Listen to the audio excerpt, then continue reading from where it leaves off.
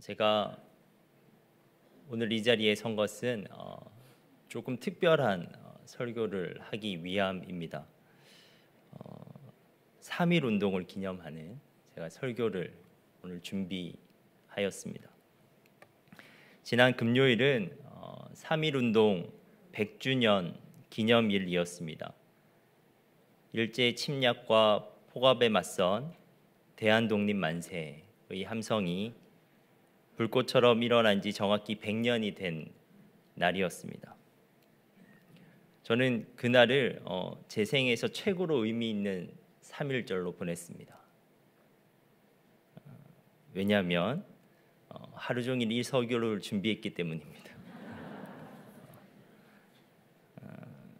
정말 의미 있었는데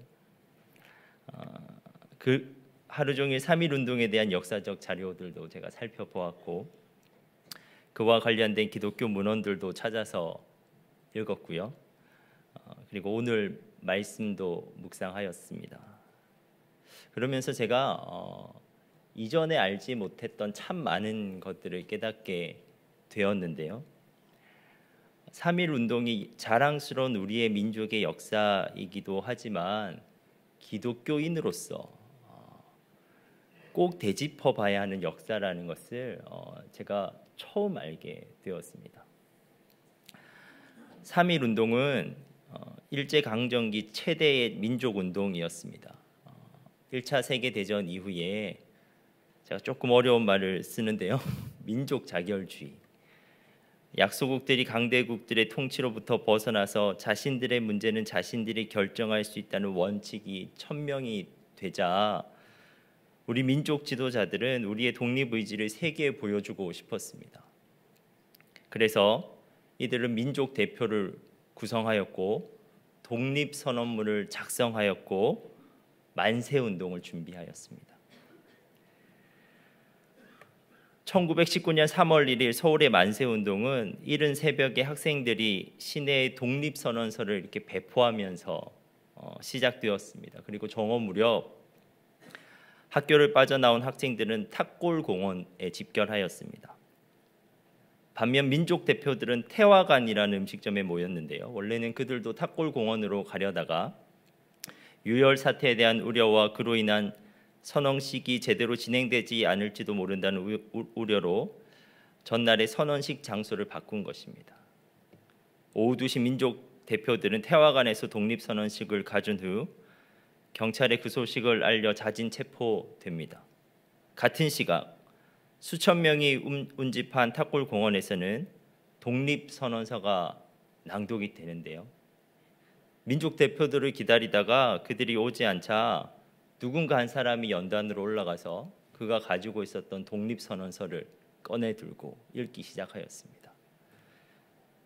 제가 그때 낭독된 독립선언서의 첫 문단만 100주년을 맞이해서요. 이게 현대어로 번역되었는데 제가 첫 문단만 한번 읽어보겠습니다.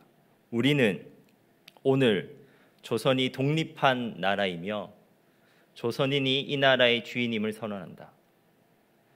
이를 세계 모든 나라에 알려 인류가 모두 평등하다는 큰 뜻을 분명히 하고 우리 후손이 민족 스스로 살아갈 정당한 권리를 영원히 누리게 할 것이다. 저는 괜히 이 글을 읽으면서 가슴이 두근거리는 것을 느꼈는데요. 그 시대에 이 글을 낭독한 사람의 마음과 이 독립선언을 듣고 있었던 국민들의 마음이 어떠했을까 생각해보게 되었습니다. 이렇게 시작되는 독립선언서의 낭독이 끝나자 독립선언서를 읽은 사람이 먼저 대한독립 만세를 외쳤습니다. 그러자 거기에 모여있는 모든 군중들이 대한독립 만세를 외치면서 거리로 나가기 시작했고 평화적 시위가 시작되었습니다. 그런데 그날의 만세운동은 서울에서만 일어난 것이 아니라 평양, 진남포, 안주, 선천, 의주, 원산 등 6개 도시에서도 일어났습니다. 그리고 그 다음 날부터 인근 지역으로 점점 확산되었습니다. 그래서 3월 1일부터 14일까지 2주간 전국에서 일어난 만세운동은 276회에 달했으며 5월 말까지 계속하여 진행되었습니다. 여기까지가 우리가 3.1 운동에 대해 알고 있는 역사적 사실입니다. 다 알고 계셨죠? 네. 그런데 이 역사적 사실 가운데 숨어 있는 우리가 알지 못하는 사실들이 있습니다. 그것은 이 운동을 가능하게 한 한국 교회와 우리의 신앙 선배들의 참여에 관한 것입니다. 영상을 하나 보겠습니다.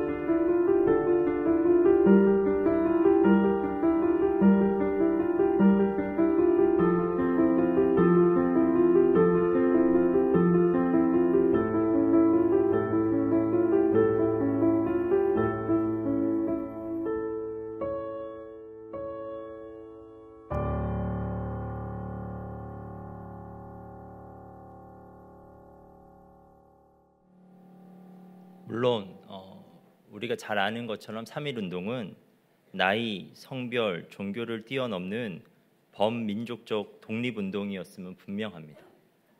하지만 3.1 운동을 전국적인 만세운동으로 확산시켜 나가는데 한국 교회와 기독교인들이 크게 공헌한 것은 도저히 부정할 수 없는 사실입니다. 당시 기독교 인구는 전체 인구 1,600만 명 중 2%에도 미치지 못하는 20만 명 정도였습니다.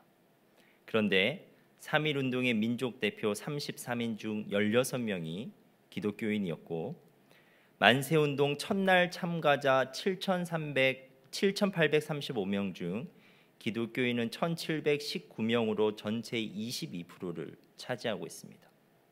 그리고 교회 지도자들은 단순히 만세운동을 참여한 것을 넘어 주요한 지역의 만세운동을 주도하기도 하였습니다. 예를 들어 의주 만세운동은 민족 대표 33인 중 한 분이신 유여대 목사님의 주도하에 700명 이상이 모여 이루어졌으며 평양에서는 김선두 목사님이 1,000명을 모집하여 주도하였고 대구에서는 이만집 정재선 목사님 등이 경북로의 회원 및 개성학교 학생 등 약 700명과 함께 만세운동을 주도하였습니다. 그리고 굉장히 흥미로운 사실이 하나가 있습니다. 3.1 운동의 확산이 미션 스테이가 설치된 지역들에서 가장 먼저 지역별로 촉발되었다는 것입니다. 이 미션 스테이가 뭐냐면요, 선교사님이 효율적으로 선교하기 위해서 선교, 의료, 교육시설 이 세 가지를 집중적으로 세워놓은 지역의 거점 도시들을 말하는데요. 신기하게도 각 도에서 3.1운동이 시작된 도시들은 모두 다 미션 스테이션에 포함되는 도시들이었습니다.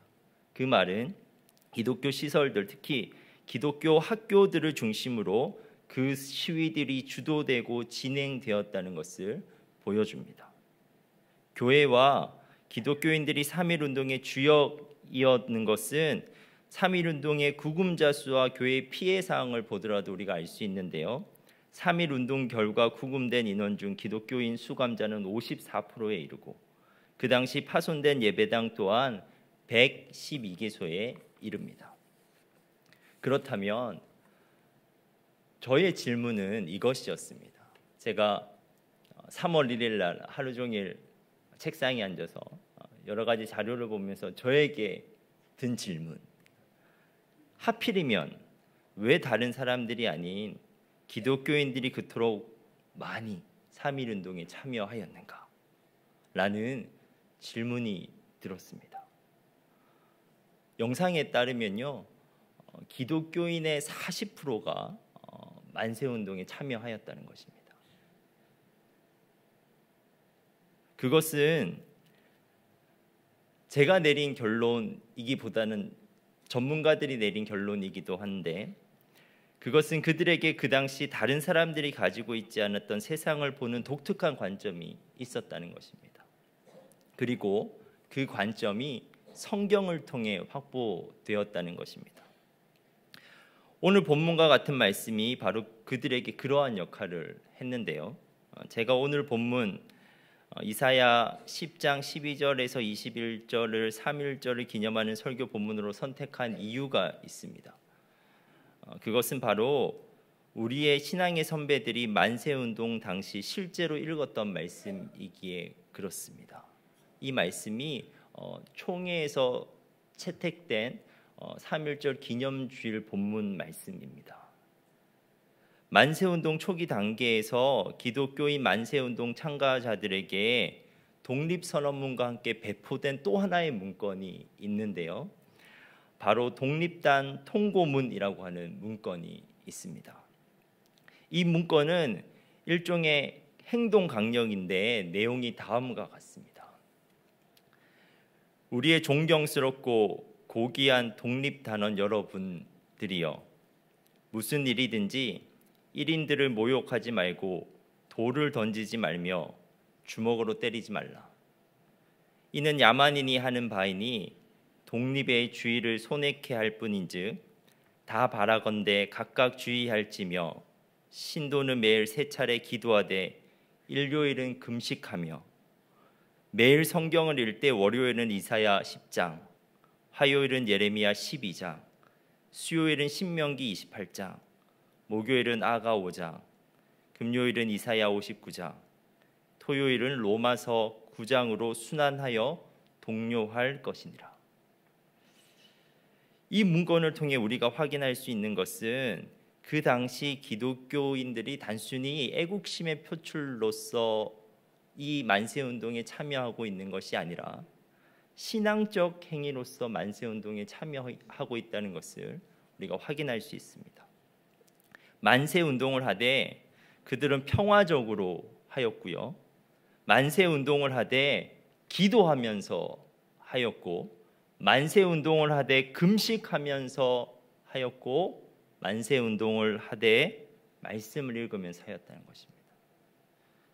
그리고 그들은 그들이 만세운동을 해야만 하는 이유를 말씀 안에서 발견하고 있습니다.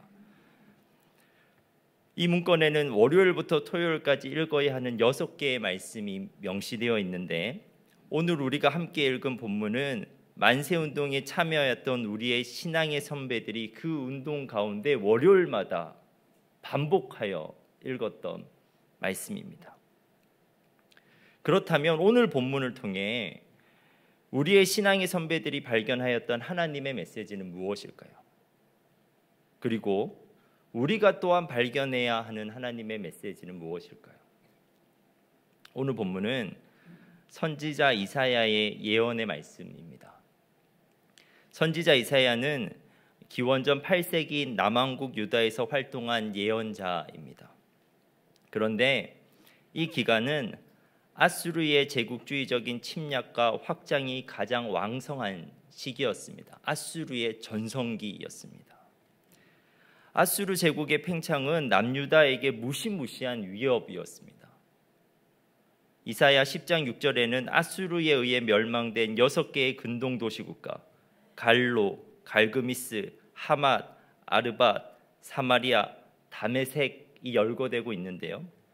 그런데 그 국가들의 열거수는 멸망된 시기순이 아니라 남유다로부터 먼 지역부터 가까운 지역 순으로 나열되어 있습니다. 즉 아수르의 세력은 점점 남유다로 접근하고 있었고 이제 그들 눈앞에 당도한 현실적인 위협 세력이 되어버린 것입니다. 실제로 아수르는 이미 남유다의 지경을 넘어 수시로 쳐들어와서 그들을 압제하기 시작하였습니다. 남유다는 그렇게 자신들의 눈앞에 보이는 아수르의 강한 세력에 완전히 압도되어 버렸습니다. 남유다의 정치적 지도자들에게 아수르는 영원히 지속될 것 같은 강대한 제국으로 보였습니다. 그래서 그들은 어쩔 줄 몰랐습니다. 그들은 그러한 강대국 앞에서 순간순간 살아남을 수 있는 현실적 방법들을 찾기에 급급하였습니다. 하지만 오늘 본문에서 선지자 이사야는 아수르 제국을 전혀 다른 관점으로 보고 있습니다. 그가 선지자로 부름받았을 때 그가 갖게 된 새로운 관점으로 아수르 제국을 바라보고 있는데요. 이사야가 6장의 소명 사건을 통해 마침내 보게 된 것은 무엇이었냐면 하늘 보좌에 앉으사 온 세상을 통치하시는 하나님의 모습이었습니다. 이사야 6장 1절에 우시야 왕이 죽던 해 내가 본즉 주께서 높이 들린 보좌에 앉으셨는데, 이것이 이사야가 보았던 하나님의 영광이었습니다. 그는 그로부터 하나님의 현실을 보게 됩니다. 눈에 보이는 현실 이면에서 펼쳐지고 있는 하나님의 다스림의 역사를 보기 시작한 것입니다. 그의 눈에는 주전 9세기까지 그렇게 두각을 드러내지 못하던 아수르가 갑자기 주전 8세기 중반부터 세계를 정복하고 호령하는 대제국으로 등장한 것이 우연한 일이 아니었습니다. 하나님과 상관없이 일어난 우연한 일이 아니었습니다. 이사야는 아수르에게 주어진 강성함은 그들 자신의 것이 아니라 하나님으로부터 허락된 것임을 알았습니다. 그가 10장 1절부터 4절까지 예언하고 있는 것처럼 북이스라엘과 남유다의 내부적 부패를 심판하여 그들을 정결케 하는 하나님의 도구로서 그들이 사용되고 있다는 것을 본 것입니다. 그러므로 아수르에게 주어진 강성함은 그들이 그 강성함을 오용하고 남용하는 순간 하나님에게 빼앗기게 되는 극히 일시적인 힘이었습니다. 사람들은 그들의 대단한 강성함 때문에 그들의 제국이 영속할 것이라고 생각하고 절망하였지만 놀랍게도 이사야는 12절부터 아수르의 멸망에 대해 예언하기 시작합니다. 아수르 세력의 강대함이 정점에 있는 바로 그 시점에서, 아수르가 누가 보아도 전성기인 그 시점에서 이사야는 그들의 소멸을 보고 있는 것입니다. 하나님이 그들의 교만과 그들의 도를 넘은 잔인함으로 인해 그들로부터 강성함을 곧 거두어 가신다는 것입니다. 그리하여 그들은 힘없이 그리고 속히 역사에서 사라지고 만다는 것입니다. 17절에서 19절에 이사야는 이렇게 아수르를 향해서 예언합니다.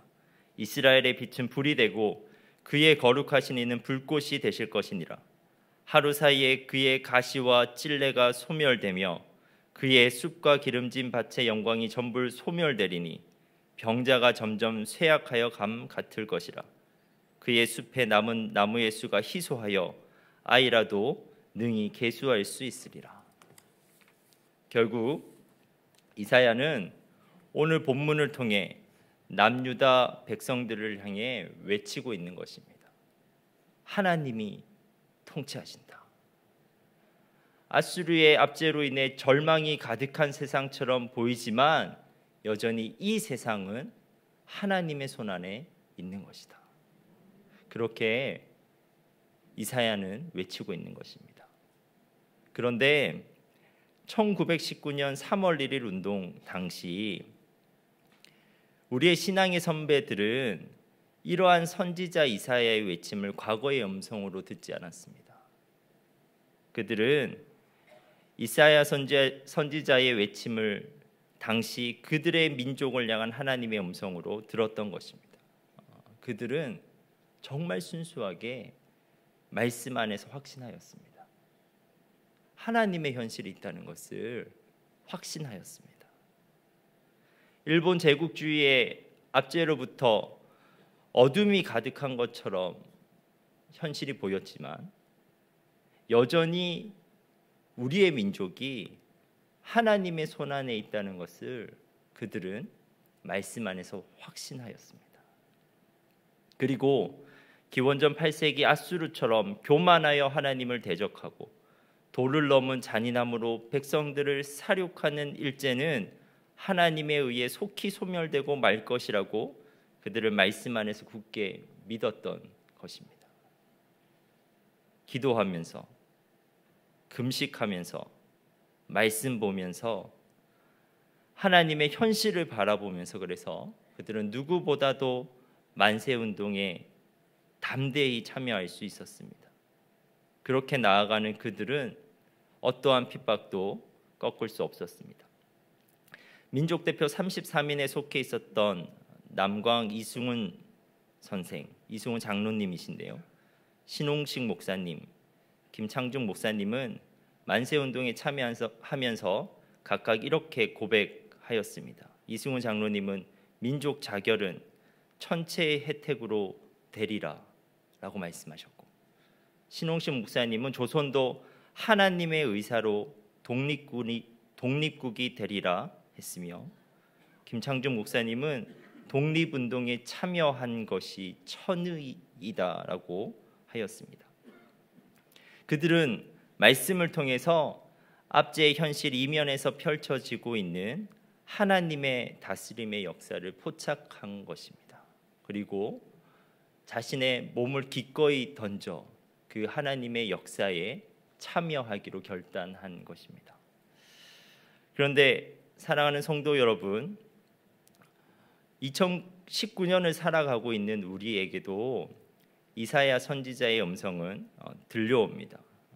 과거의 음성이 아니라 우리를 향한 현재적인 하나님의 음성으로 하나님께서는 우리에게 말씀하고 계십니다.